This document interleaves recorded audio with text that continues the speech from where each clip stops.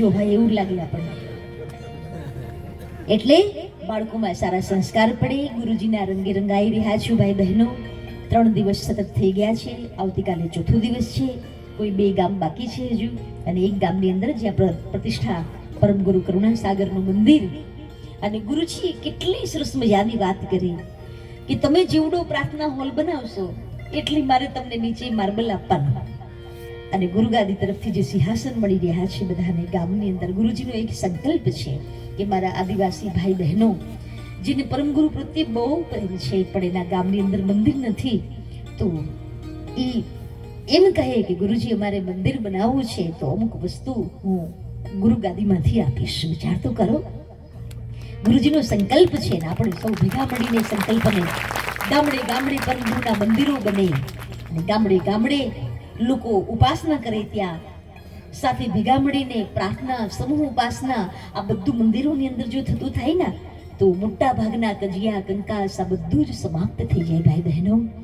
તો આજના દિવસે બીજું વિશેષ કંઈ નહીં કહેતા, પૂજ્યપાદ ગુરુજીની ભાવ વંદના, જગત ગુરુ વંદના અને એક દિવસનો પણ કાર્યક્રમ તમે ખૂબ સરસ મજાનો અહીંયા જ્યારે ગોઠવ્યો છે.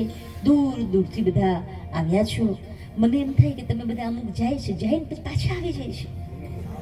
એમ છે કે જતા એટલે હાવ નથી જતા રહેતા, પછી પાછા આવે છે. પેલા રક્તબીજ જીવું છે, પાછા જીવતા થાય,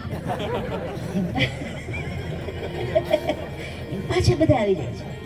એમ પાછા આટો ફેરો મારી આવે, વળી પાછા ગોઠવાઈ જાય. એટલે મને લાગે કદાચ હું સવાર સુધી કથા કરું તો અમે પાછા જઈને પાછા આવતા રહેશે એવું લાગે છે. કેટલાની તૈયારી? હું 4 વાગ્યા સુધી કથા કરું તો કેટલા બેસ્યા હતા? આ તો બધા આ બાએ કેમ હાથ ઊંચો નથી કર્યો? એ તમારે હાથ હું બગાડ્યું છે મેં તમારું? તમારા ગામમાં આવ્યા નહીં ગમતું તમને?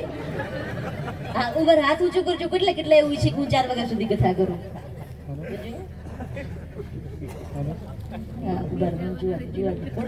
એક પેલા બાપા બેઠા, કોણ છે એ હાથ ઊંચો નથી કર્યો. પછી પેલા ખુરશી પડે તો મારા બેટા કોઈ હાથ ઊંચો નથી કરતો, જો બેસી ગયા છે. હા બરાબર, આ બાજુ કરજો બરાબર. બા તમે તો હાથ ઊંચો જ રાખજો, ખબરદાર જો નીચે કર્યો. સારું સારું. એટલે આ છોકરી તો ઉપર ચડી જાય છે મને લાગે છે. ભલે ભલે, તમે કેટલું સરસ કામ કર્યું. તમે બધા 4 વાગ્યા સુધી હું કથા કરું તો તમે બેસો એમ ને?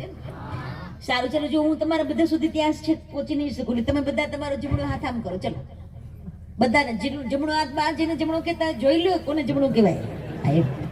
અમુક ને તો પછી ખબર નહીં પડે કયા નાકમાં પહેર્યું છે, કઈ બાજુ પહેર્યું છે, જોઈ લેવાનું.